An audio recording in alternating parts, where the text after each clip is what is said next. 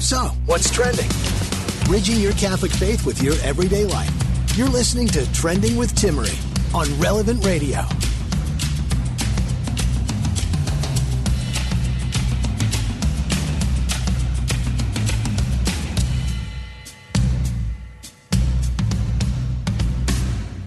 Welcome to our Marriage Hour, heard weekly here on Trending with Timmery. Coming up, joining me will be Cristina Pineda. She is a matchmaker. She's matchmade celebrities, royals, and many people of faith. She's a devout Catholic, and it's always great to have her keen insights into the realm of dating, relationships, and marriage, because this is our Marriage Hour, so that doesn't mean we just talk about current marriages and the challenges that you may be facing in your marriage, but also, how do we get there? What's the path of least resistance in terms of maintaining our sexual integrity, waiting until marriage, having a wholesome relationship? So we're going to be talking today also, whether you're in a relationship, married, or single, Pringle, and ready to mingle. We'll also be talking about the 5 love languages. Do you know what your love language is?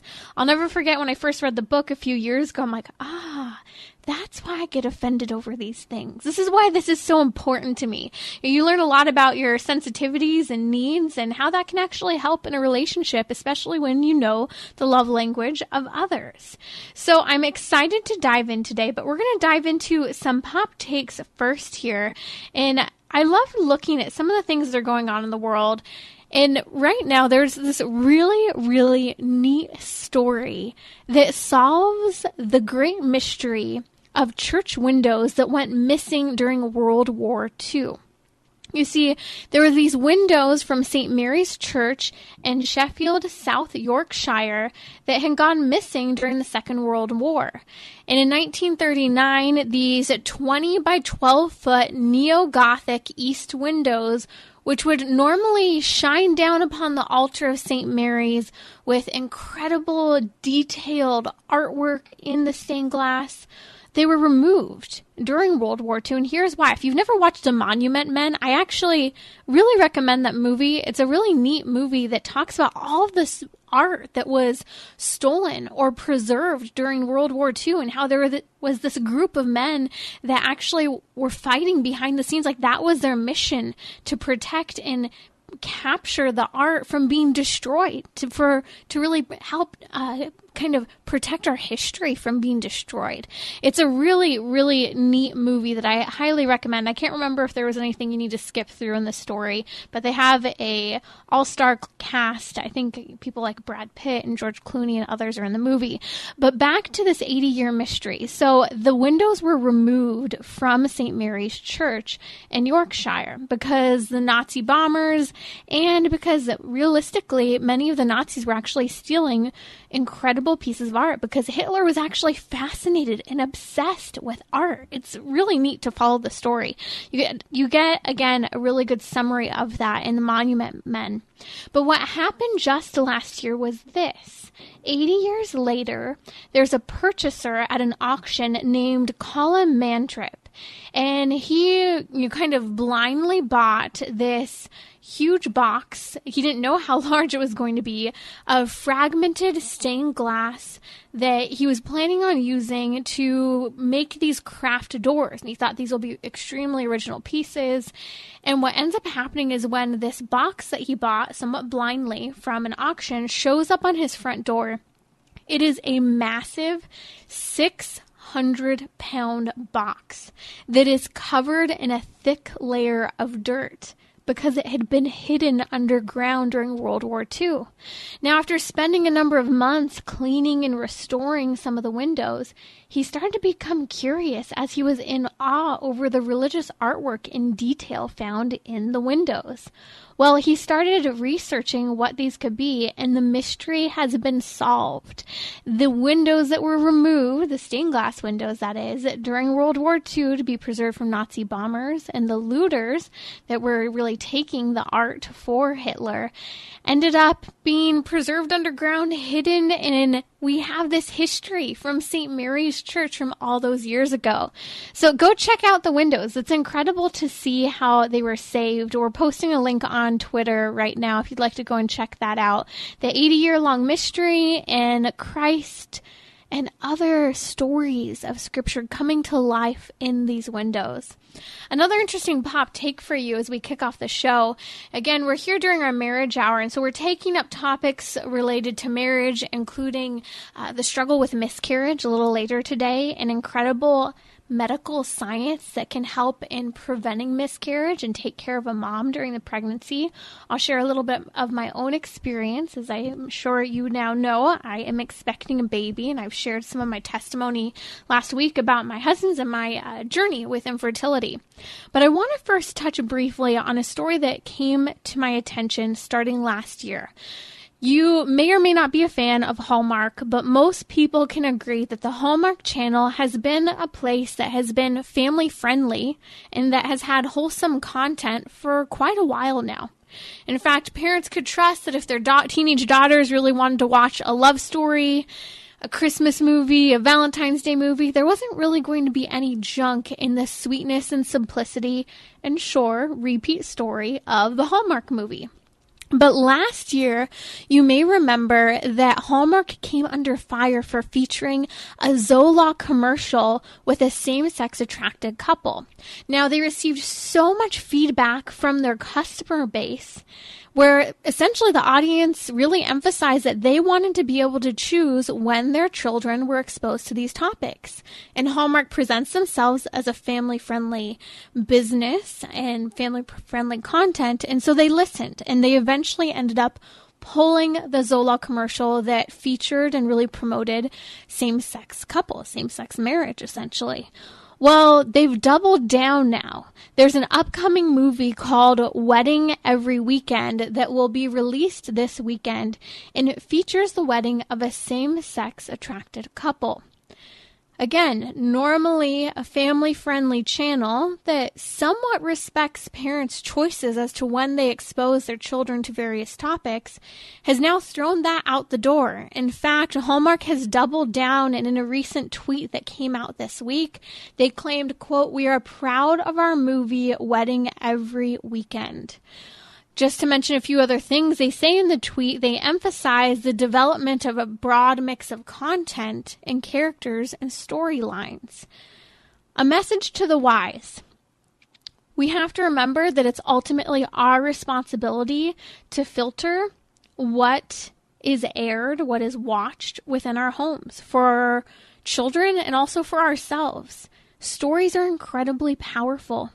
They tug at our emotional strings. They tell us stories and sorrow and joy. And even if you say, well, I'm okay, I can watch this without it impacting me. Well, when we're continuously surrounded by various stories, it does make an impact on us. And it does impact the way we think, especially for young minds. And so this change with Hallmark is a reminder that we have to continuously be prepared to stand and make a stand when it comes to what we watch and what our loved ones watch as well, especially young minds. I want to unpack a little bit of the 5 love languages. If you're not familiar with the 5 love languages, it's actually a book, and it's a number of books. You could talk about the 5 love languages of your children, of your spouse, within dating. And there's a great opportunity to dive in. It comes from this therapist by the name of Gary Chapman. Excellent book. I really recommend it because it'll provide some insights into your dating relationship, marriage, or key help down the road just when you're interacting with others.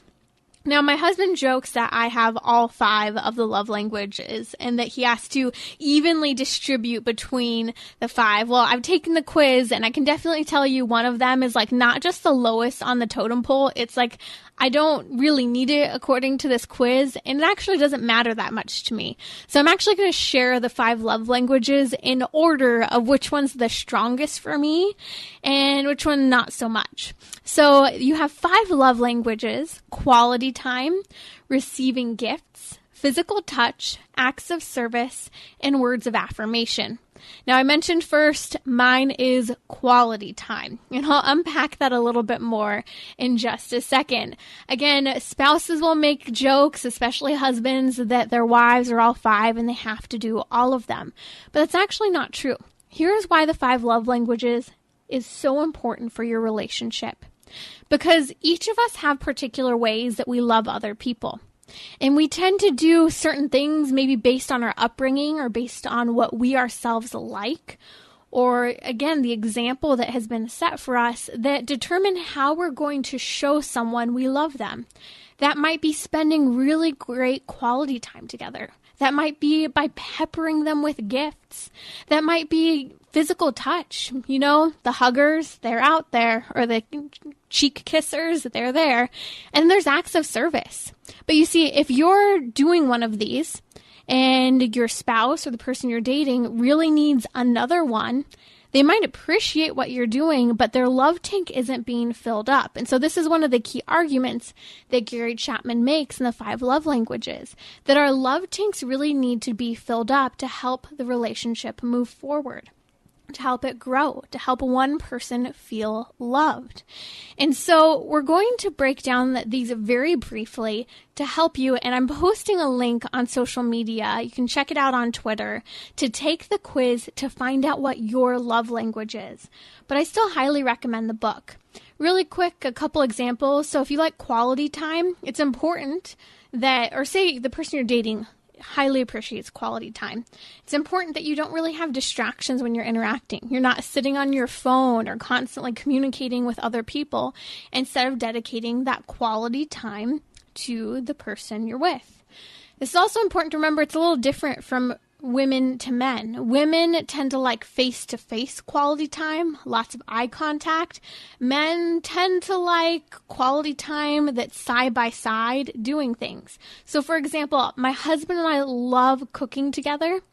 It's great, but I also really do love going out to eat because we get that face-to-face contact rather than the side-by-side. Another love language is receiving gifts. So not just birthday and Christmas. If you're dating someone who is a gift receiver, surprise gifts, even a hand-picked flower, a letter, candy, a plant goes a long ways in helping that love tank to be full and helping with the challenges of that relationship because the other person will feel loved. The third one is physical touch. And gentlemen, I'm not just talking about intimacy here, sexual intimacy. I'm talking about intimacy from the perspective of holding hands, the tender touch on a shoulder. Yes, the huggers, the person who has to be kissed goodnight. Or even, for example, I was talking to someone not too long ago about the 5 love languages and about how her husband was a total physical touch person all the way down to at night. He always had to have a portion of his foot touching his wife at night. Now, I know that's a little creepy and funny when you think about it, maybe a TMI moment, but this is how important physical touch can be to some people. The last couple are acts of service and words of affirmation. Acts of service can be making lunch for someone. This is a key.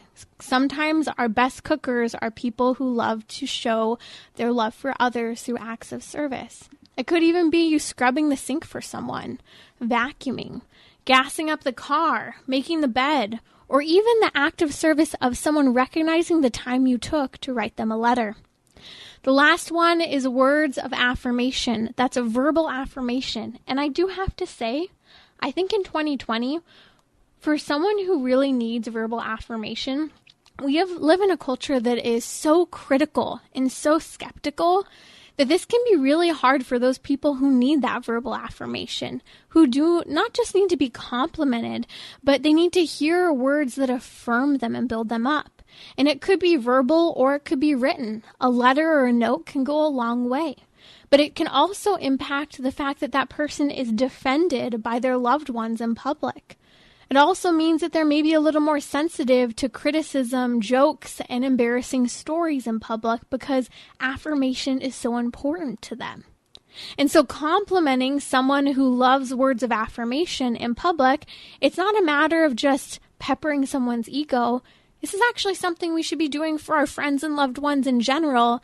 Yet in the culture of criticism and skepticism, we're not always the best at doing that. We'd rather gossip and criticize and kind of tear down rather than build up. So I hope these love languages give you a dose of the 5 love languages to help bolster your relationship, especially marriages.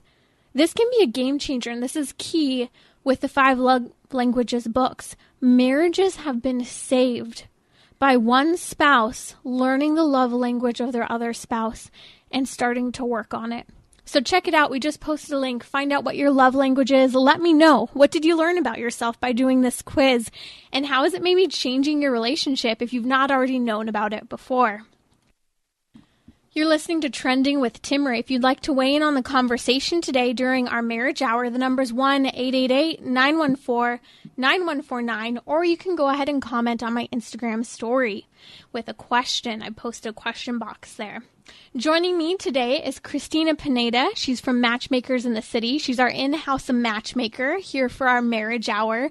And she and her sister, who co-founded Matchmakers in the City, have match-made celebrities, royals, and tons of other people. And I know Cristina works in particular with people of faith as a devout Catholic.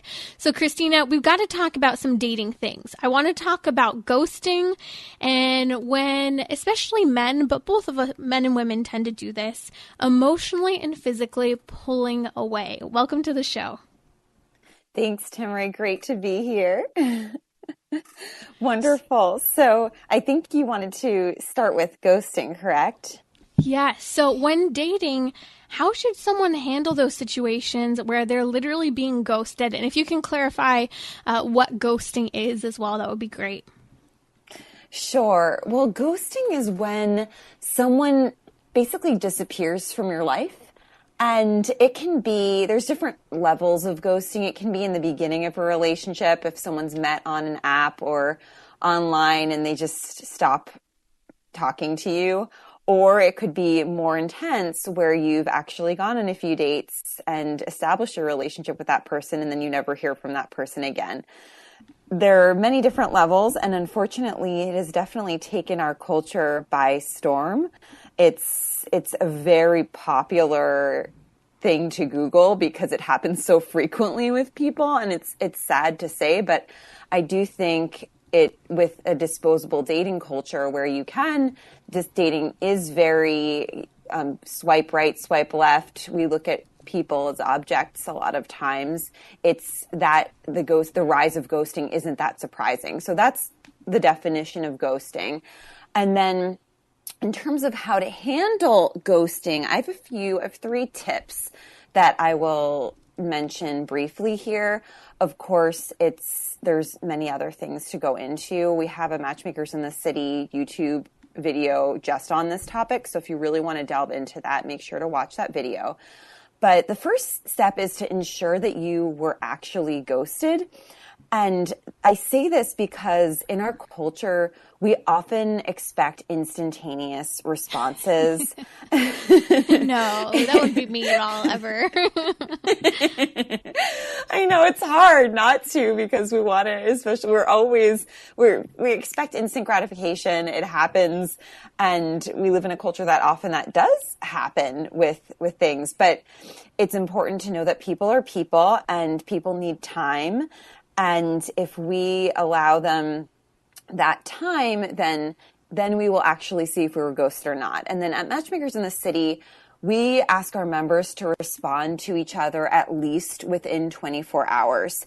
That's a blanket policy for everyone. We don't care if you didn't like the person, anything, at least give them some kind of response within 24 hours. Obviously, it's probably better to do it sooner than 24 hours, but that doesn't always happen. So that's what I would say. Just don't expect an instantaneous response and make sure you're responding within 24 hours.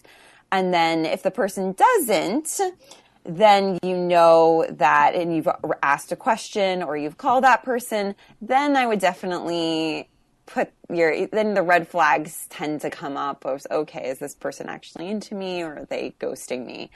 And then the other tips that I would say, another one is the only way to stop the ghosting culture is not to take part in it yourself.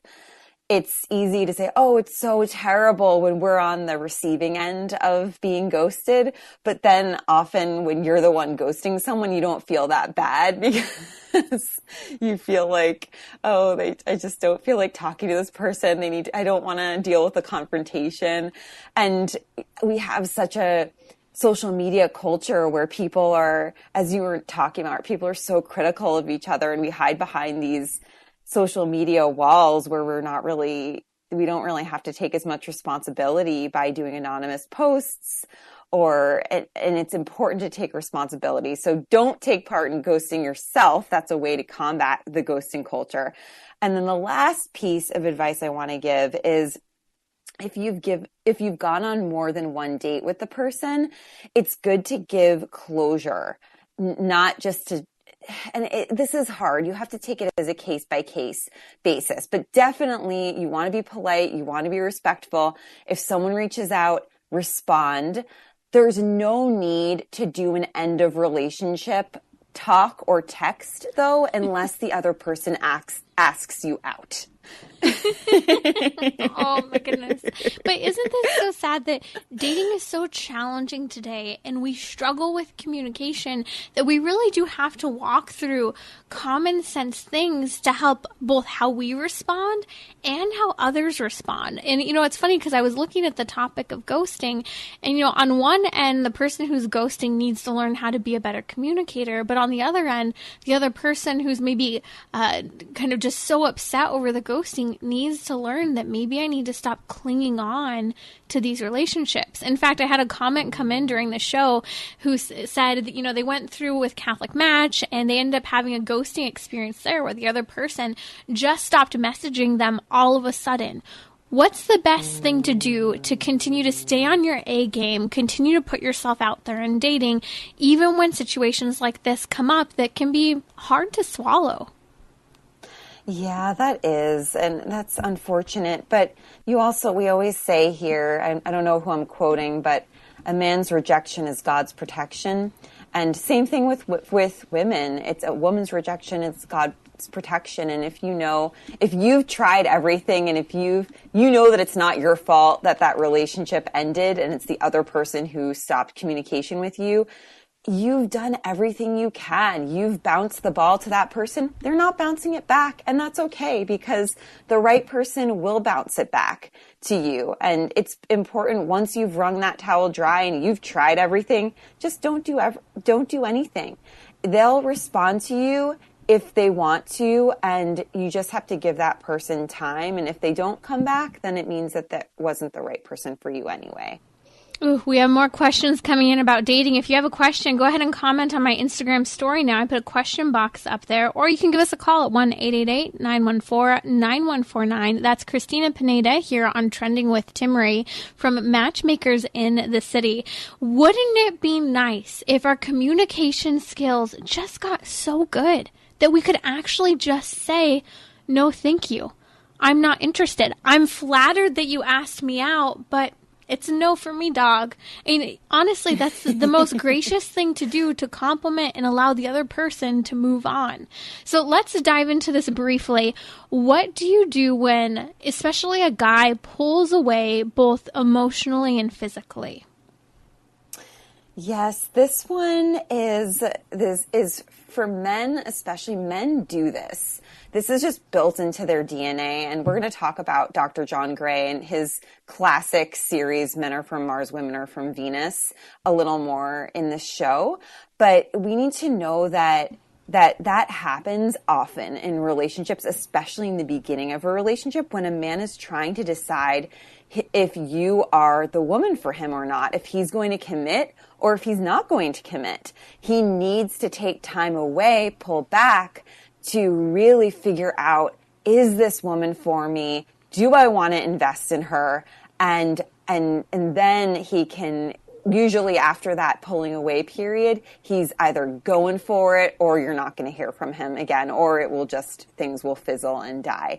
So for women, the best thing to do is, like I said before, don't do anything. Give him his time. When we posted our video, we had a comment of, a young woman who said, I wish I would have seen this a week ago, because I think she was going through that pull away period in her relationship. And she freaked out and talked to him rather than giving him his time. I want to come back to this and how it relates to marriage as well, because a lot of fights and nitpicking can kind of be done away with if we understand this need for the man to just have that quiet time to recover and think through something. We'll be right back with Cristina Pineda, our in-house matchmaker.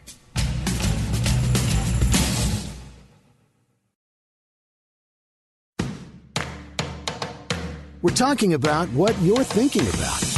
You're listening to Trending with Timmery on Relevant Radio and the Relevant Radio app.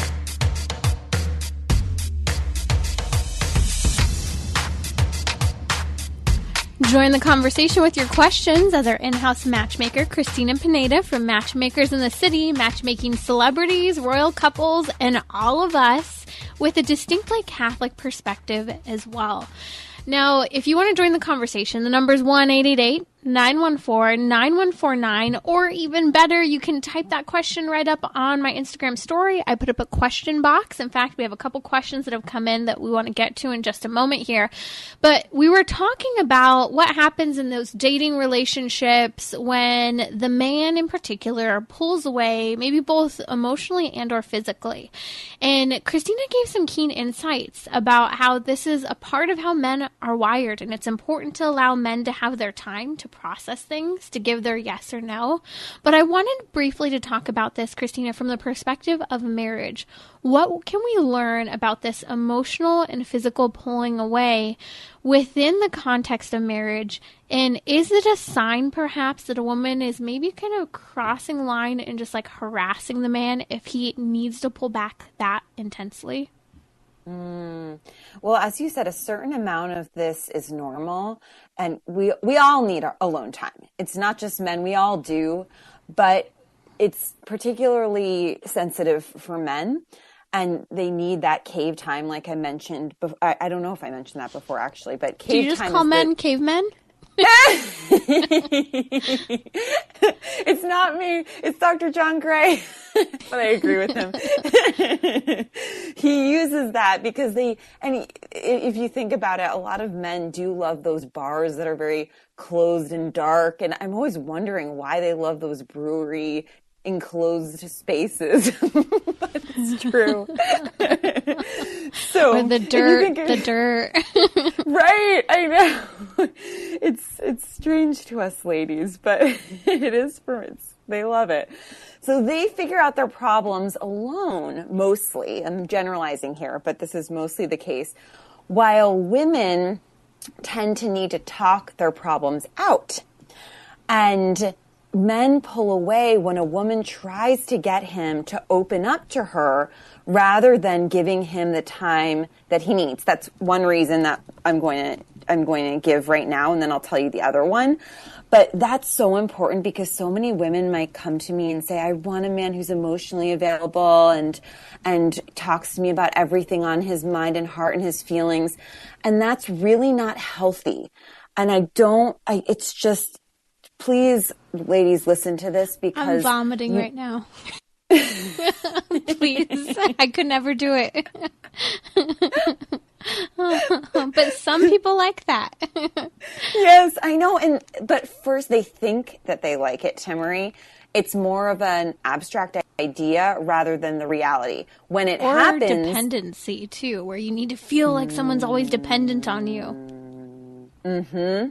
That's a good point.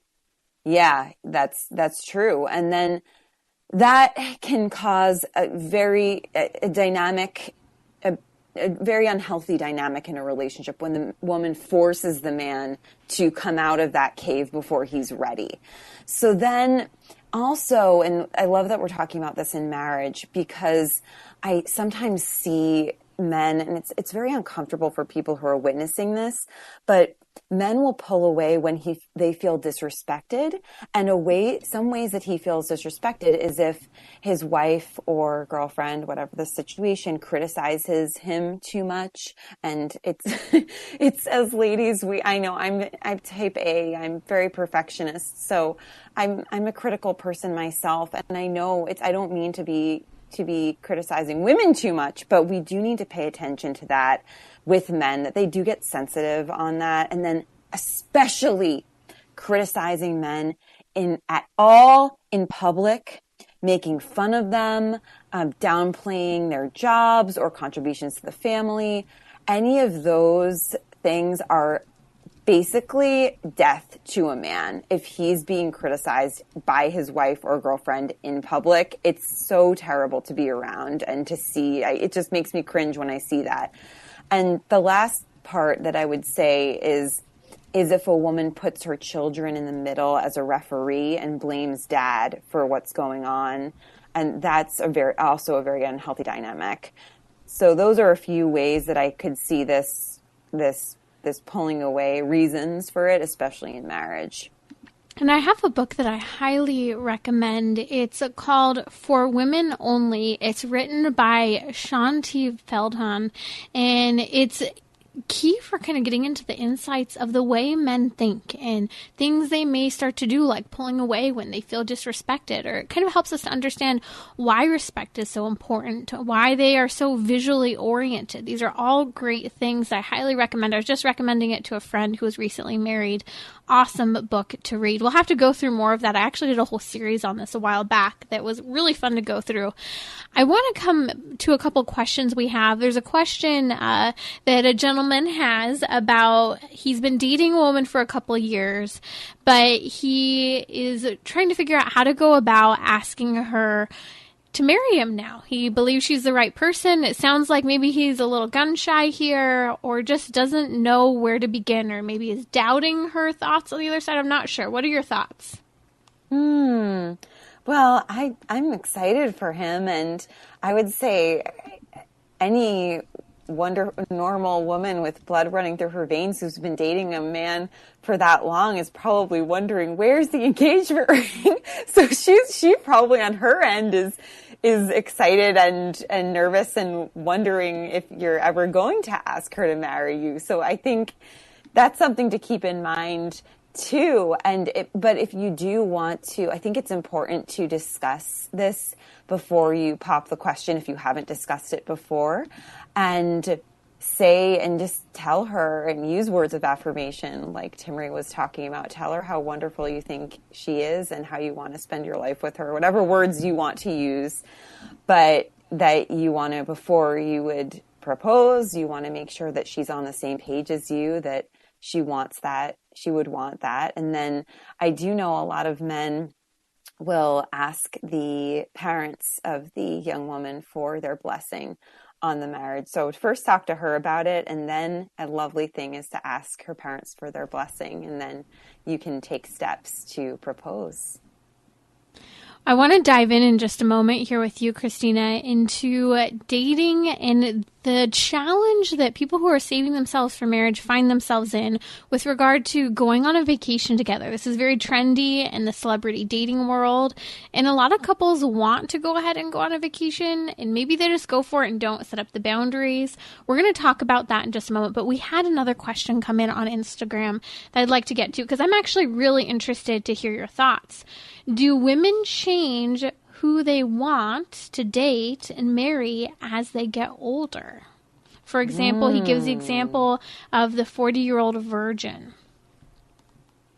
Okay. And this, I would say most women do, because we learn that we're all in the beginning, when we're early 20s, I would say, or even earlier than that, if we've been raised by the secular culture, we have a very distorted view of what a healthy relationship looks like. And I've seen so many transformations of young women and of all different ages who realize the most important qualities that they want are more internal. And of course, you do, as we talked about, want to be physically attracted to the person.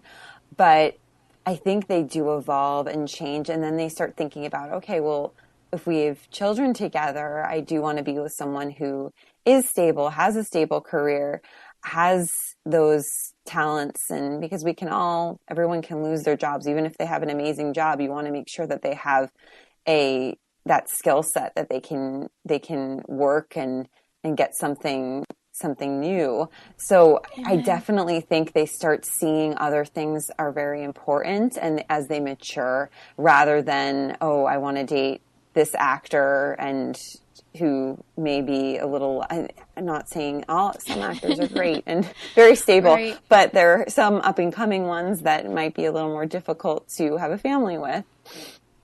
Cristina, you're so nice. I'm going to give the very blunt Timmery answer here. Gentlemen, as women get older, they're more and more, it's important to them that they're dating someone who's marriable, financial stability, consistency within work, who is open and willing to have children, not beating around the bush. Women have concerns about their fertility, and they don't need to date someone who they have to convince to have children. I mean, you need to take your life seriously if you're at this age range, honestly, getting into your late 20s and forward, where you are currently marriable. There should be no delay. And if you're not marriable right now, start taking care of that student loan debt. Sign up for Dave Ramsey's. Change your career path if you have to. Get to where you need to be that good bachelor type of candidate that many women would be happy to marry. Yes. Thank you, Timmery. I love that. And you said it so gently and lovingly, and I'm like, I'm so at the point, Cristina, where I'm like, dude, you're asking me some of these questions about marriage and dating, and yet you just told me yourself you're in the process of an annulment. Or you just told me yourself you're jobless. Are you kidding me? I wouldn't be interested in dating because I would see there's insecurity, not stability. And that is so important for us as women. So I know we've taken some great questions, but Cristina, I really do want to get your insights. And if you're just joining us, you're listening to Trending with Timmery. That's Cristina Pineda. In the celebrity dating world, we mentioned that going on a vacation together has been very kind of active right now, and many young couples find themselves wondering, is it possible for someone who's saving themselves for marriage to go on a vacation together? What are your thoughts? I think definitely, and I think traveling together is a really good idea to do before marriage, because you can really learn the way of the person. And the way, I say that in quotes because it's just the way, how they live, what their equilibrium is like, and if your personalities truly mesh. If you're saving yourself there, and actually in general, people should be creating boundaries around this while they're traveling together, that we'll talk about a little bit later. But it's so important. And then I wanted to give a little story of one bachelorette who I date coached, and we'll call her Susan. She loved the excitement that she felt with a man who she was dating. They would spend the weekends together playing. They would play piano together. They'd hike. They did many wonderful activities. But once they decided to go on a ski trip together, and she realized that she couldn't keep up with his always on the go attitude, and they were always doing something, constantly in motion. And she actually ended up getting pneumonia after this weekend trip. And that's funny, but it just shows that their ways, how he did life was very different than how she could keep up with things. So that's why I think traveling is a good idea, so that you can really see how the person spends their time. This is really key, and I know a lot of people have said, man, you learn a lot about someone when you travel with them, and you learn like what you do and do not like, how, kind of people operate under stress outside of their normal circumstances. So I think this is important, but I do see that there's a real problem as well, because there are tons of challenges. One, when you're dating, you want to try and be in more public places, watch what hours you're spending around each other. So if you're going to travel, a couple things I would recommend, I'd like to hear kind of some of your thoughts about how to go about this. I would say, trying to be in a group of people, not just the two of you. And those boundaries need to be really clear. If you're struggling with chastity, even in the slightest bit, it's probably not a good idea because you've not established those boundaries clear enough. Of course, there would have to be, separate accommodations, but what else would people need to do to consider going on a vacation before marriage? Right. So you mentioned getting those different hotel rooms, preferably not on the same floor. Having a trusted friend who checks in with you to keep you accountable during the weekend, especially texting you at night, and so that you have someone who's that little conscience on your shoulder. And then if you're staying with a person's parents or family, it can be so easy to think, we'll just put them, the parents might think, we'll just put them in the same room, and you might feel bad to request something different because you've never met the parents before, but you need to. It's your soul is more important than that polite reflex that you might have. Those are some practical ways of guarding yourself as you're traveling together. And then keeping the mystery alive is also very difficult when traveling because you're spending so much time together. So I always recommend to our couples to keep up your own prayer routines during this travel time. It's easy to say, we're on vacation, so all of my prayer time goes out the window, but that shouldn't be. And it also keeps your backbone of your relationship with the Lord intact, and instead of you depending on the other person. Like Timmerie was saying, some relationships can become very dependent when you don't have that spiritual backbone. So you want to make sure you keep up your prayer routine. You're not always available for the other person, and you take time to walk by yourself or pray and examine alone, call a friend or family member, and enjoy spending time with the other person, but take time to get ready before you actually go somewhere or go out to dinner, or take that time. You don't always have to rush when you're on vacation from one place to the next. You want to make sure that you take pauses in your day to touch up your makeup or to touch up your hair, or for men to spray some cologne on, to do your hair too, to shower. It's easy for all those things to think, we have so much to do, let's just do it all and go. But you're still courting, the man's still courting the woman, and the woman, you still want to look your best and be the kind of woman who he wants to marry. So I recommend taking those pauses throughout your travel time together. That's Cristina Pineda from Matchmakers in the City. We've tagged her on social media. You can check them out and their awesome work that they're doing to help people find love. They're found also at matchmakersinthecity.com. We'll be right back during our marriage hour here on Trending with Timmerie every Thursday, and we'll discuss helpful resources, medical scientific intervention for people who are struggling with fertility, especially the risk of miscarriage, and keeping that mama healthy during her pregnancy. We'll be right back. Timmerie will be right back. You can reach her on Instagram and Twitter at Timmerie. That's Timmerie. Bridging your Catholic faith with your everyday life. You're listening to Trending with Timmerie on Relevant Radio and the Relevant Radio app.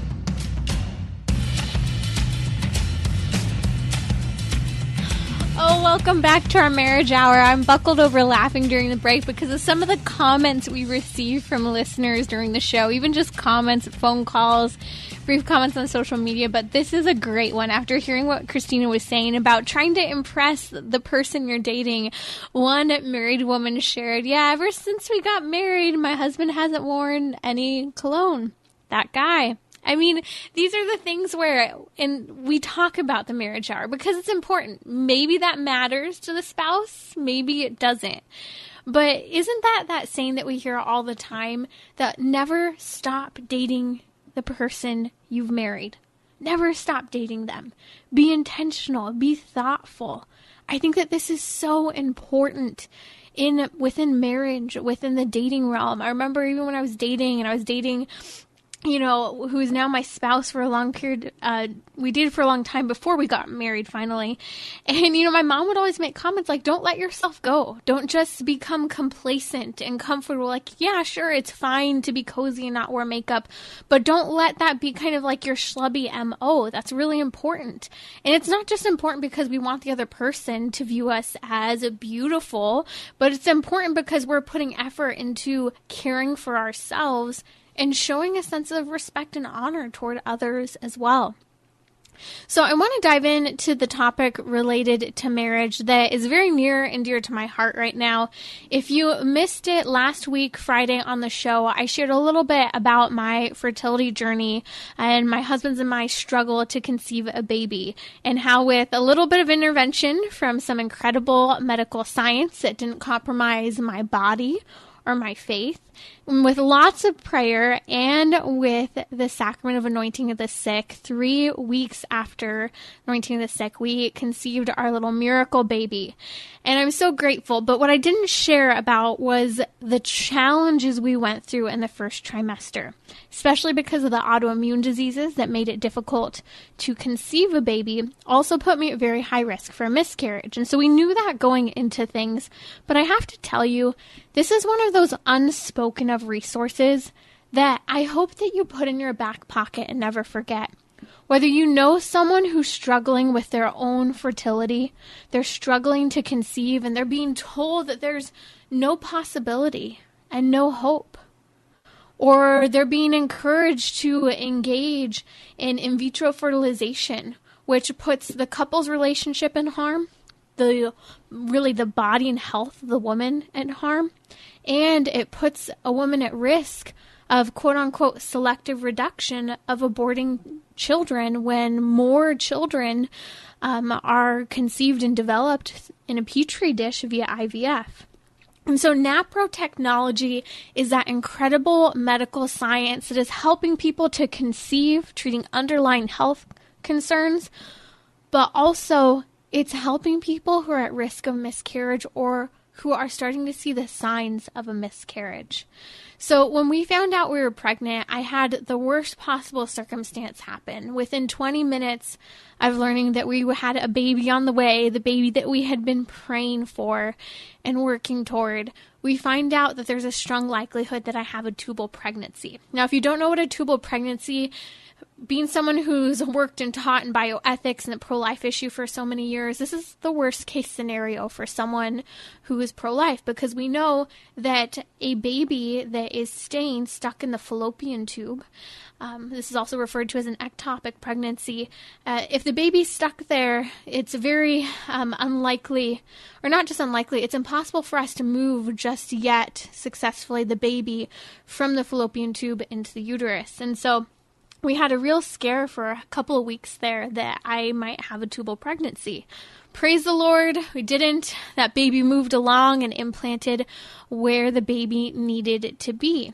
But then after that, we also saw that I had next to the baby a hemorrhage while the baby was in the womb.